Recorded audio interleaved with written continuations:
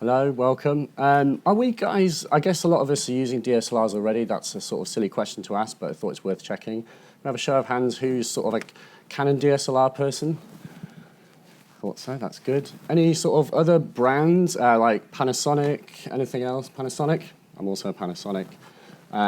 Anyone with like C300s and kind of high-end sort of recorder type things? Good work, good man here.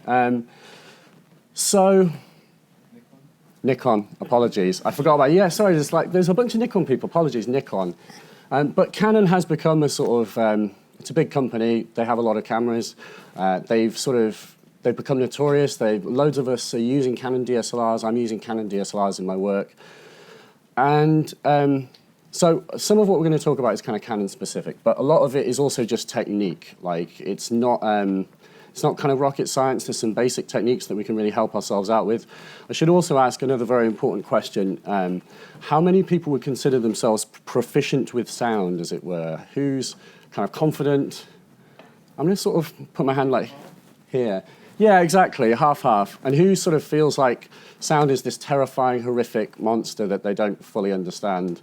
Because I'm sort of there as well. Zen at the back, thank you. Basically, my name's Alex Leach, and I work for Source Distribution. We're a distributor, and we distribute music technology products. We distribute Genelec and Eventide, all kinds of things. We also distribute a microphone company called RØDE Microphones. I'm wearing a RØDE Microphones t-shirt, so it should hopefully be a clue. And RØDE have some particularly interesting stuff if you're a DSLR user. They're pretty on it. They have sort of developed products which are specifically for DSLR users, kind of responding to the market, and they've kind of cornered some of that. And there's some distinct advantages to what they do, which we'll look at. Some of their mics make your life super easy. But they do have sort of professional shotgun mics, and also I should mention there are other companies. You feel free to use their products too.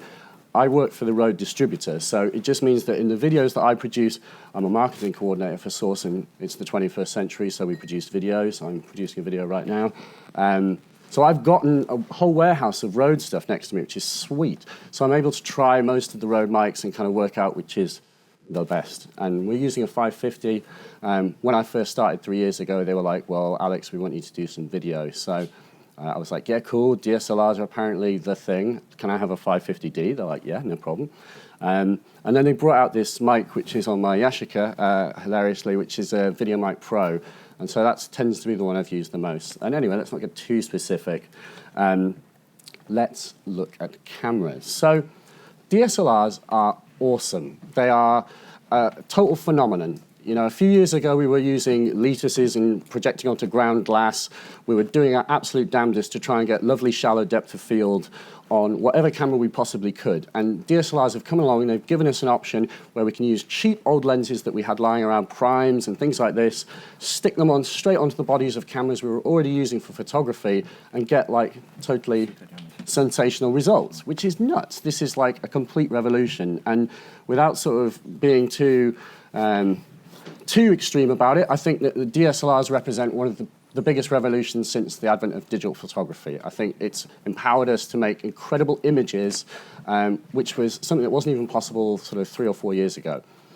Unfortunately, the cameras themselves are designed by camera companies, understandably. They are built as photography devices first and foremost, and they found that they had processors fast enough to do video, which is incredible. But it was, for Canon, I think that probably when they first did it, they were like, well, here's a neat thing that one of the engineers dreamed up, like, no one will ever use this, but let's put it in anyway, cool. And obviously, people just absolutely went nuts. It was like, oh my God, I can actually film 24p video on a product I already own, I was going to buy anyway to do photography. And then, unfortunately, with this revolution in imaging technology, the sound component of the cameras did not advance along with it. It was not, they were not putting sound designs, they did not necessarily take video that seriously, and we're only now starting to see products that cannibalize DSLR technology into what are quote-unquote proper video cameras.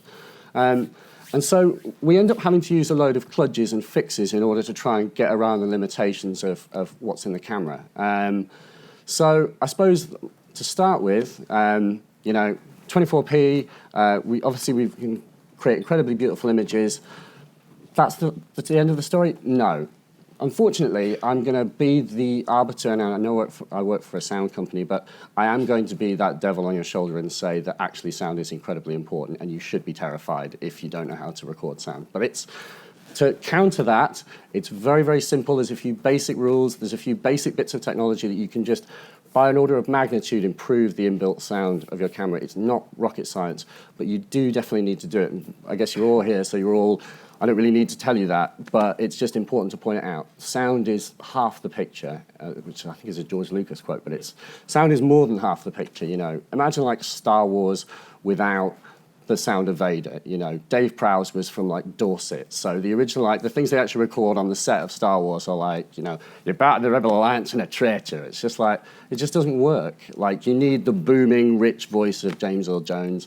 It's just crap if you don't have it, basically. So, you know, and the sound of like, you know, TIE fighters screaming past and these things that, for people of a certain age, this is like just burnt into your unconscious. You know, those kinds of sonics are super important, and they're as much a character of the film as the characters in the film. And in terms of making video, us just getting vid of people, you know, in the street or in a studio, the importance of sound is one that I think you can have, and I should probably go to my next slide because this is kind of the debate. I think you should spend more money, arguably, on your sound stuff than on your lenses. There's some guys who work with the Panasonic GH2. There was this thing called I've forgotten the name of it, but there's a Kyoto challenge. So the guys with the GH2 were saying, you know, we would rather have lights, then a good lens, then a camera. And I would like to go one further and say you should have good sound, then lights, then a lens and camera. Because if you have a crappy high ISO video, but you've recorded sound beautifully, and you have a rich, full-bodied sound, it totally transforms the way the video is perceived. And in terms of you delivering professional results, you must pay some attention to the sound because it will elevate literally the way that your video looks. It's totally psychological. So you can have a crap-looking video, and if you've done your job on the sound, you will get out of jail. So this is what we're working with for the most part. We have, if we get maybe something like a Canon 550D or a 5D, we have a little tiny piezo mic, which is just a tiny little vibrating sort of brass disc. It's omni. It picks up sound in every direction equally. It makes no sort of attempt to focus on a part of the sound that we want to hear. It's sensitive to wind. So if wind comes in, you get this fluffy, woofy sound in your result. And because it's omni, if I'm 5 feet away, I'm pretty much hearing as much of the room as I'm hearing of the person I'm trying to capture. On a lot of these cameras, there is literally no way to adjust the level control. This means that you can be recording something entirely way too hot or too quiet. You're not getting a decent level. And you also don't have meters, so you don't know how loud you're recording. Obviously, you don't have XLR inputs, and these are inputs that were present on the last generation or the existing generation of quote-unquote proper video cameras. So we can't just chuck in these professional mics like shotguns and things like that. We have to find workarounds. Again, no monitoring. The absolute worst is this thing called AGC, which I'm sure is something that a lot of you are aware of. Auto gain compensation was something that was built into a lot of Canons, so it is a Canon-specific problem. A number of Canon cameras like the 5D have a way of disabling it, but it's enabled by default. And I've spoken to people at the show who've just left it on. Never leave it on. The problem with leaving it on or not leaving it on is that you do have to pay attention to the levels of the thing you're recording. You should get if you're recording someone speaking, you need to ask them to just do a little bit of speaking, check the levels. If you leave it on, what will happen is that the camera is always trying to make the signal as loud as it possibly can. And if you're in a noisy BVE show floor, that actually isn't necessarily a problem because the environment around us is very loud, and so it's not amplifying it. What happens is that as soon as you come into a quiet room like this, and I'm speaking, as soon as I stop speaking, you'll hear this kind of rush as the camera attempts to amplify nothing. So it's going, hey man, like you just want to hear everything, right? So it just pulls everything up and unfortunately completely ruins and would actually ruin a lot of the good work that microphones would do if you could. And there are microphones we can plug into the camera, which we'll look at. It kind of ruins the good work they do. So you absolutely must disable it. And with it comes a little bit of extra headspace required just to check levels and make sure that the meters are correct. but you must disable AGC. This is something that we're going to look at now, because if you have a Canon 550D, and there's a Canon 550D, this is the one I had for work, I discovered when I first started using it that AGC was on by default, and Canon, in their wisdom, had not seen fit to disable it. And again, I think this is just a throwback to the fact it wasn't necessarily their first thought that people were going to be using these things to produce professional video. There is a way to disable it in hardware, which I'm not going to go into hugely. There's a website, Learning DSLR Video, and I'm not going to go into it hugely because I'm going to give you a much better option in a sec. But you can disable it by, it's very kludgy, but you can basically, you have an iPod which has a sort of a constant tone in a right-hand signal. You wire a special cable, and on the left-hand signal you have your microphone. He's using a Rode video mic, and then you plug that into the side of the Canon. And what you record is a stereo signal that has this loud sort of constant tone in one side, which causes the AGC to constantly be thinking, oh my God, everything's really loud, I won't clamp down. And what's then left in the left-hand side is the nice, preserved, unmolested audio from the video mic. But this is kludgy. You need to have the iPod. You need to make sure it's charged. You need a load of cabling. So we need something simpler. Magic Lantern is a piece of software some of you may be aware of. If you have a Canon camera and you've never heard of Magic Lantern, please write this down, or just remember it, basically, because this is just the best thing that's ever happened to Canon DSLRs. And it's firmware made by this group of guys who are Canon users who were upset about the fact that their awesome imaging camera was kind of had shortcomings. It was not designed to be used for professional video. It was not designed to be used to capture professional audio. And so Magic Lantern does a great many things. It adds things like zebras, so you can check your exposure, focus peaking, tons of really, really cool features. As far as we're concerned for audio, the number one feature that it adds is the ability to disable AGC. On a 5D, for example, I think actually you can just turn that off. You have auto and manual, awesome. If you have a 550D, you need this. And the other thing, it's totally sweet, it adds metering to the back of the camera. So when you're filming, you do have little level meters, so you can check the volume. And so again, this is the extra responsibility of checking the level as things go along. It allows you to do that. It's awesome. Get it. Excuse me while I just take a sip.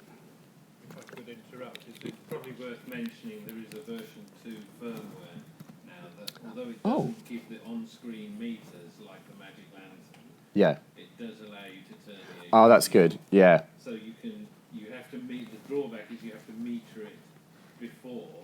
Okay. But obviously the Magic Lantern is a non-proprietary. So this is it. I mean, I think technically it can, it might void your warranty. You can remove it. It's firmware, basically. You put it onto a special card. You just need to make sure the files are on each memory card that you use on your day. And when you turn it on, I'm running it on this camera now, you turn it on, it loads up. But yeah, it's, if, at the very least, if you do nothing else, just get the new version of the Canon firmware, turn auto gain compensation off. You need to sort of take control of the situation. So now what I'm going to talk about here is, obviously this is called audio for DSLRs, but really a lot of the techniques, and if you want to take things to the next level, a lot of what you will do it really is irrelevant that you're using a DSLR. These are just good general things to do. A lot of people are already using external devices because they found that the AGC was on by default. They wanted to use shotgun mics, which require phantom power to be supplied by the device, which the camera can't do. So they go and buy themselves something like, this is a Zoom H4n, I believe, and it's super popular. It sort of hits the right kind of price. It's a couple of £100, and you can just plug external microphones directly into it. And yeah, while it's not DSLR specific, those devices are incredibly useful. The only sort of drawback as a kind of, as a videographer, someone making a vid, is that because the audio is recorded separately, you do need to marry it up with the video later. So you do use the little crappy inbuilt mic because it's absolutely fine for just recording a scratch track. So if I'm being recorded by our camera, if I had one of these, I'll have a really nice sounding clean track. And then what you do is in your video editing program, you just need one with a sufficient degree of control that you can load up the video track and then you load in your audio track and you literally line them up. And be nerdy about that process, by the way. On most sort of decent video editors, you can zoom right in and you can see the waveform, literally the sort of rising and falling of the waveform. The reason that people clap at the start of recordings is to give themselves a really convenient point to marry up. So it is actually a good idea to sort of applaud yourself at the start of every recording. It gives you a clearly defined little peak to line up in your meters, in your video editing program. But do be geeky and get right in there. What I'll talk about later is there are times when you'll actually need to use both tracks. And in order to marry and to have both tracks blending together, you really need to be geeky about getting them exactly on top of each other, and zoom right in so that you see the crest and fall of the waveforms, and literally get it so that they're absolutely precisely lined up. It will make your life a lot easier if you come to blend the two. You may not need to do that, in which case you may get an acceptable sync by not being so precise. But if you want to blend the two recordings for sort of tonality's sake, you might find that you actually made a bad job of miking up one of the mics, and you still need some of the high frequencies from the other recording. Then it just makes your life so much easier. But it does require syncing. The alternative is using the camera's input. Now the camera does, most of these things do have 3.5 mil inputs. So these are little mini jacks, the type that you have on, similar to your iPhone. And what they don't do is they don't supply phantom power like this device does, like the external recorders do. So you can't just plug a shotgun directly in with them without some other equipment. We'll look at that in a sec. The issue is the fact that the preamp inside most of these cameras is noisy. It means that when you plug a microphone in, the microphone is intrinsically not that loud. It needs some amplification. And you're asking the camera to boost the quiet volume of the mic up to an audible level for you. In external recorders, they have good, high-quality, clean preamps designed by an audio company. So when you do apply tons of gain, you don't get this bed of hiss coming with it. Unfortunately, what we're working with is a quite noisy audio circuitry. So as you ask it to increase the gain of the mic you've plugged in, with it becomes this bed of hiss. And this is why a lot of people, even if they have got AGC disabled, will favor external devices because they offer clean gain. So, if we're in a quiet environment like this, I'm not hearing a bed of hiss. I'm just kind of hearing me. The other option, or the other benefit of this is it is super convenient. You can run and gun, as they call, meaning if you have one of these mics which can attach to the top of the camera, you can just literally the dude, because it will, in most of these situations, it will just be ourselves, one person who has to do the video and the audio. You have the advantage that, with an external recorder, you've got to wrangle that. Ideally, you probably have someone else doing that for you. If you don't have that luxury, this is the easiest way. And also, you don't need to sync it afterwards, so very convenient. So the nature of DSLRs is that we have required sort of wonder gadgets to get us out of jail, basically. That we need companies like RØDE and like other companies making similar sort of on-camera mics to create products which will kind of fix this, fix the issues for us. So I am going to look at some specific things because they are relevant, and unfortunately, you do need to consider some things. So a lot of people are already very familiar with the concept of video mics, or literally video mics as made by RØDE. The video mic on the far left kind of is really, really popular. I don't think we've ever advertised it as a company. We've never put out pictures with on top of a DSLR initially. Anyway, it was people that realized it could be used for this because it has a 3.5 mil connector on the side of it. It's a shotgun mic, which is designed that's mono and is very good at picking just up what's in front of it, basically. So it offers a very focused pickup. You can plug it straight into the side of one of these cameras, and it will override the camera's inbuilt mic, and it's definitely by order of magnitude better than nothing. Obviously, at RØDE, we're getting a lot of calls from people going, yeah, this is great, but I'm finding it slightly noisy. So there'll be people, and we get people coming to the stand who are like, oh, I've got the video mic, it's a bit noisy on the thing. And it's absolutely true. I mean, there is a little bit of inherent noise because you're asking the camera to do the boost for you. If you plug a video mic into, a quote-unquote decent preamp, i.e. one of those external devices, it is cleaner. And it's a limitation of the preamps that we have on the side of our cameras. So they brought out this mic called the Video Mic Pro, and I'm not aware of another mic which has this feature we're going to talk about, which is the 20 dB boost. And it's a real advantage because 20 dB boost is a setting on the back that allows you to supply unbelievably hot signals out of a mic, meaning very loud. So the mic is amplifying the signal way up, And what it allows us to do is on a DSLR where we've got the option to control gain level, we knock the gain on the DSLR right down. And with it, the bed of hiss that we heard with the other mic falls away, and you're left with a far cleaner signal. It's specifically designed for DSLR guys.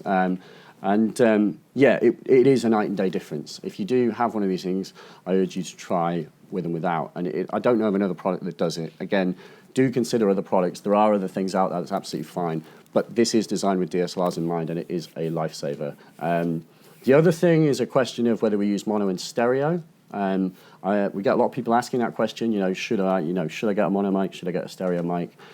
Fundamentally, I would rather have a mono mic for most of the things I do. I produce sort of product videos for a lot of is what I do for Source. So, and it will just be a person talking like this. And it is definitely an advantage to have a focused, concentrated pickup. We really just want to hear me. I don't want to hear the sound of the room, the acoustics of the room, which is something that happens with a stereo mic.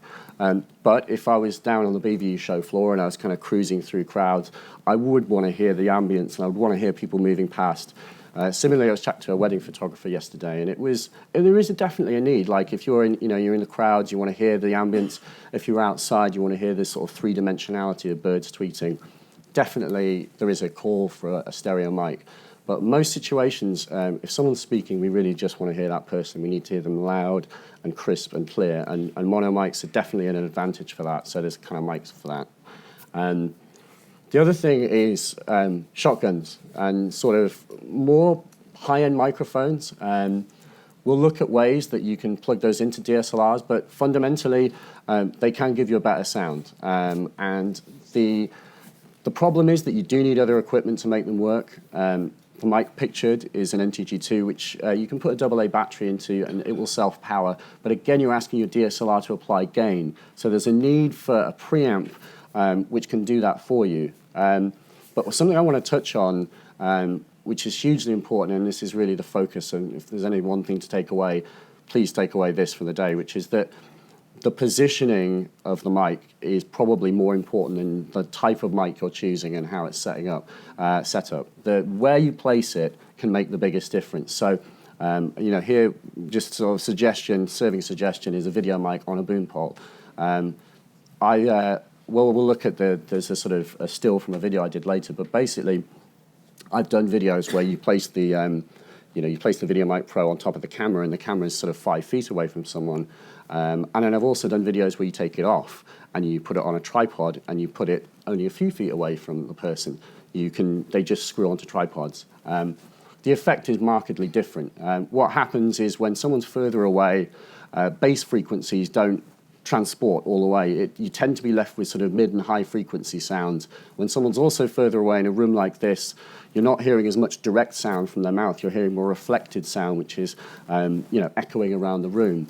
And what that means is that if you have the microphone on top of a camera, the further back you go from the person, the less bass will be present, the more you'll hear the actual sound of the environment you're in. And this is what causes such a problem when people use inbuilt mics, because they're not selective, they're just hearing everything, and the further away it gets even worse. So you end up with this kind of washy, sort of reverberant sound. You don't have the same sort of studio close-up sound. The way that you get that is you get the mic closer to the person. And if you don't have the luxury, you don't want to put the mic very close to the subject, you need to take it off the camera. And this is one of the other benefits of shotguns. If you buy a shotgun microphone, you'll probably also need to buy a boom and a clip to put it in, and a long cable. And the nature of what boom operators do is they just get the mic closer to the person. And they're doing that because it helps exclude what's going on around. They can turn the gain down on their preamp because they're close to the speaking voice. So the speaking voice still comes through nice and clear, but you're not hearing so much of the environment around the person. If there's anything that you do, it's experiment with getting whatever external microphone you have into different positions and listening back. Try it. Hear how, when you get close to someone, you get this natural, pleasing sort of bass sound, and you can turn down the preamps a little bit, and you'll still get a rich sort of voice sound.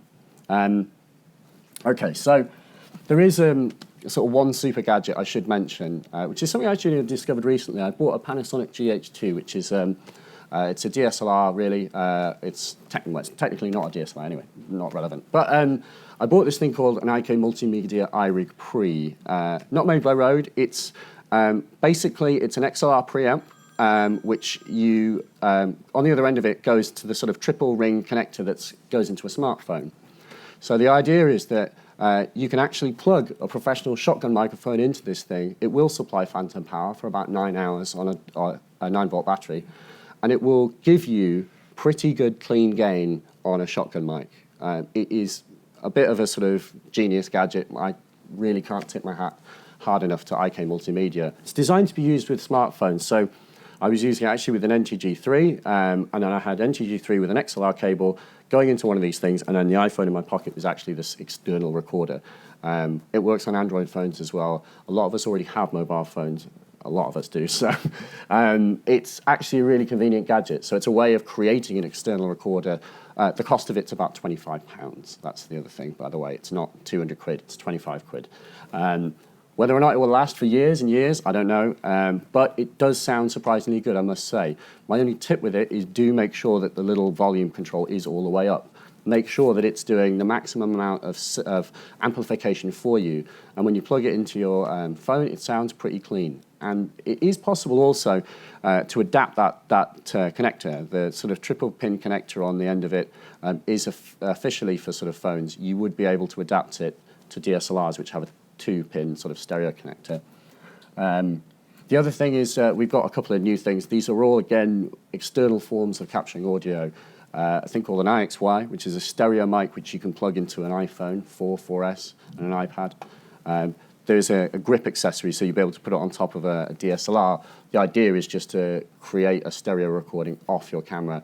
And then the other thing is a smartLav, which, again, for folks of us who already have phones, something I've used actually at a trade show earlier in the year. I'm wearing one right now. It's a lavalier microphone that you can plug straight into your phone as well. So these are simple tools, you know, and something like the smartLav's not expensive. And sonically, it's not even the best lavalier, but it is the world's most convenient lavalier. And I think there is a feeling, and the reason I'm highlighting some of these tools, especially things like the iRig, is one of convenience. You know, things like the video mic are super convenient. And, you know, I would fundamentally rather have a well-placed, low-quality mic than a badly placed, high-quality one. So I would just urge you to sort of, you will decide, obviously, what you think is most convenient for what you're trying to do. The other thing is just to mention a few pieces of software that I've used and recommend. Isotope RX is not cheap, hence get out of jail, not for free, but is an insanely clever piece of software that allows you, if you've basically screwed up on the day and recorded something too loud or with too much hiss, too much noise, it has very good de-hissing algorithms. It also has the sort of slightly sort of voodoo ability to take out, say someone was like knocking, you actually can remove aspects of the sound whilst preserving other ones. You can actually sort of see the tweeting birds and remove them. It's very, very clever. The other thing it allows you to do is declip, which is sort of a voodoo, and it's not something that you would ever count on wanting to use, but if you have clipped, as in you've recorded something so hot that it's topping out the top of your audio program, it really does help, but it's not cheap. The real main sort of thing is, and this is not something I can really cover here, is the idea of just a little bit of knowledge in terms of how to treat the audio that you have recorded goes a really, really long way.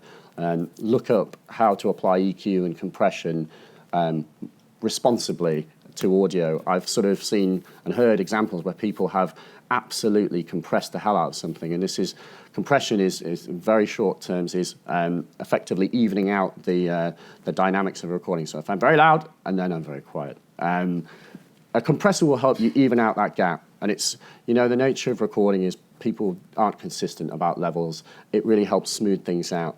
And the net result for that is that if people are listening to something on crappy devices, you know, laptops, things like that, it makes it easier for them to just hear what you're doing consistently.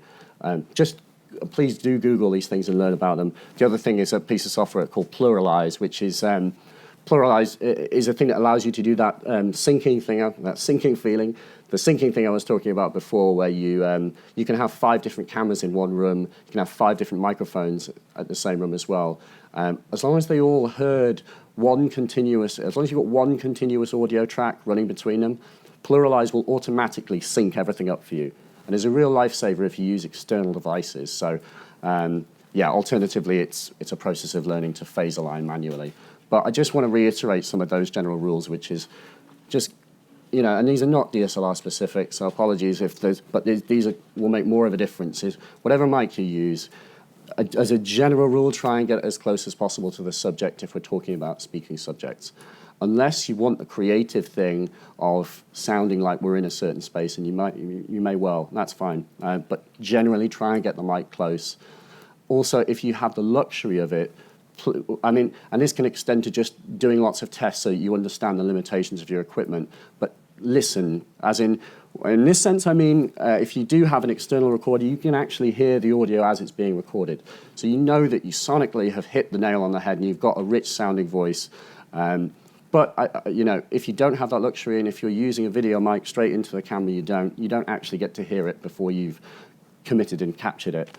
But you should know your equipment, and you should know that, in rough terms, if I'm this far away, I'll probably be hearing this much of the room, and you just kind of learn your equipment. So experiment, please. And then, the other thing is just, I say try and record as loud as possible. If I'm going to be super technical, it's good to try and hit about minus 12 dB, which on your meters roughly corresponds to about 2/3 of the way up, somewhere where it's yellow. Don't go into the red if you can ever possibly avoid it. Going to about minus 12 dB gives you a little bit of headroom to go over, and it's also not too quiet. And I think this is the thing, just pay attention to your metering. We do have the option to play some video. I can maybe try and, these may not be the best examples, but I just wanted to give you a few scenarios just to say how I, in certain situations, approach recording sound. As I say, I work for a distributor, and we make sort of trade show videos as well on floors like BVE. And this example, basically, I was on a noise floor, a trade show floor, and I was using a Video Mic Pro. And when I say piezo, I actually am using the inbuilt mic at the same time. One of the nice things, because I'm using Magic Lantern, is it allows me to record the video mic in the left-hand channel and the actual inbuilt mic on the right-hand channel. And what's nice is I can have different volume levels for those. So I have a sort of safety track where I'm recording a little bit quieter using the inbuilt microphone on the camera. What that allows me to do is if someone screams or something, I have got a safety track which is a little bit quieter. So if my video mic clipped, I still have a preserved recording on the right-hand side, and I can use that in my editing program if I want.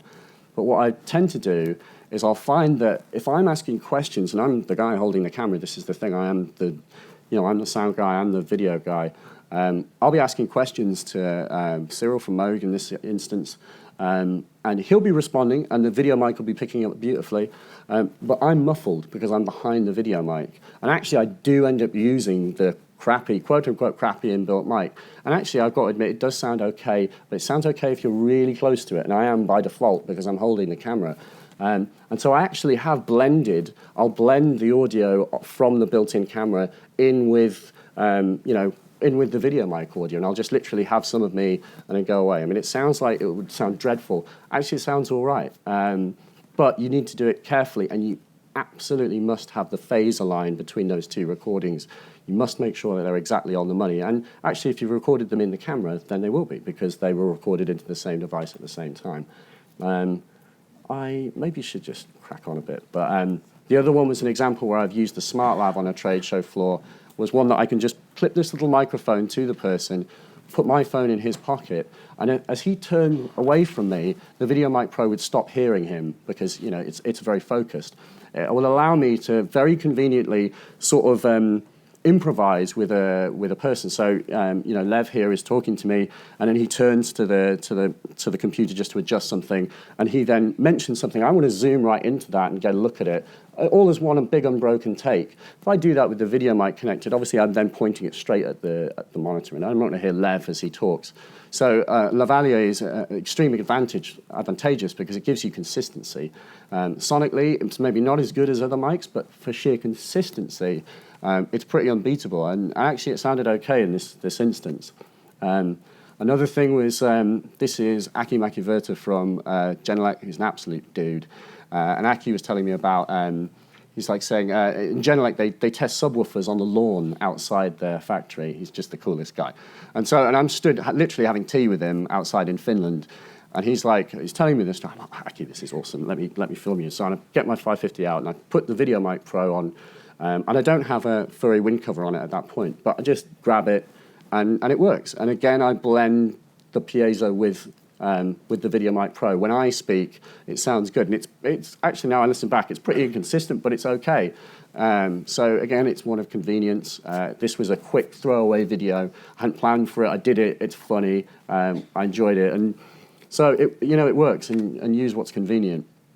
But when I do sort of more traditional artisty things, when I'm in a room with someone, I've often used Zoom H2, and without being mean to the Zoom H2, and it's my shortcoming, it was the wrong choice for that situation. Because the Zoom H2 is a stereo mic, so it's giving you this big, wide spread. And I was interviewing Julie Gardner, she's got this Genelec system, and we're in a sort of fairly dampened room, but there's still some ambience. And I had the microphone, a Zoom H2 on a chair sort of in front of her, lower down. And it's a very wide, it's a stereo mic, and it picked up a lot of the sound of the room. You can really hear Julie is in a room. You're not hearing this close-up kind of rich sound. And you get that with Aki because we're outside and I'm using a mono mic. And what I should have used with Julie is I should have used a mono mic. But the problem with that is it's hard to pick me up. So I'm actually considering using something like the smartLav just to record my speech separately, and then I'll use the Video Mic Pro to record the subject. I've even got this dream setup where I've got two video mics facing different directions. So one can point at me behind and one can point at the person in front, and I'll hook up a special cable. But you kind of, I'm learning as well. Another example is Adrian Utley, who's a guy from Portishead, is absolute legend. And I went round to his place and I took a Zoom H2 with me. Basically, I had a Video Mic Pro on the 550D and was like, actually, I'm going to just try and sort of move with him. We hadn't planned anything. He was just going to chat about a product, basically. And so I just had to go with him, move around. And in the end, I actually ended up recording some parts too hot. I clipped. And I used Isotope RX to declip. And I also used UAD plugins and compressors to smooth things out. And I got a quite surprisingly good sounding audio from that day, but was crapping myself when I played it back because I was too hot. But the Zoom H2 would have only given me the ability to just record in one place. I'd have asked him to stop and sit. But the beauty of using the mic on the camera is I could move with him. We could be natural and let's look at this, let's look at that. You can kind of, it suited the shooting scenario, and I managed to get a usable result. Another example is just disembodied hand videos. I make these using my hands. And here it was just an example where instead of having a Video Mic Pro, I had a camera facing down on this drum machine on a table. I took it off the camera and then put it on a tripod using an extension cable, and I just had it just to the right off frame. So it's just here pointing right in my mouth.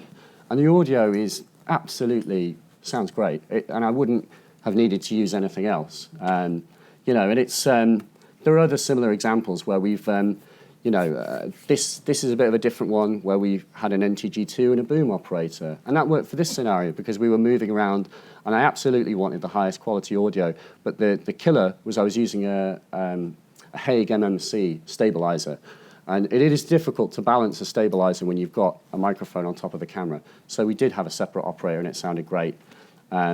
Similarly, another example, there's loads of examples here, maybe not that exciting, but here I had a Zoom H2 in a sort of amphitheater recording this beatboxing artist.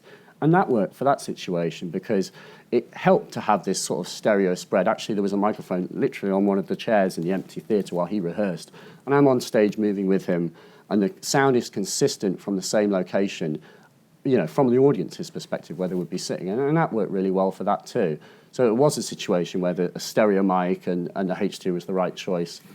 Similarly, another shooting scenario was doing a sort of what needed to be a really, convincing,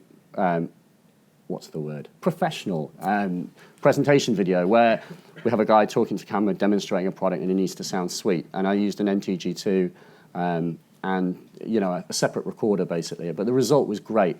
And I was able to put it on just on a mic stand instead of having someone hand hold it. It worked. I was in a room. So I suppose the point is use learn some of the tools. You know, even the most basic equipment, VideoMic Pro plugged into a DSLR will give you a great start, but just plugging it in isn't enough. You do need to understand how it works. And I do recommend taking it off the camera and listen to what that does. Listen to different locations. Hear how sound changes depending on where the mic is positioned, so that you know your equipment and you can just rock up somewhere and know that, you know, this gadget you've got here is the right thing for that day, that gadget there is the right thing for that day. And sound is important, so it does deserve your attention. And again, a lot of the things here are not really DSLR specific. It's just sort of trial and error. That's what I'm doing, trial and error. Anyway, that's enough. Have I overrun? I hope I haven't.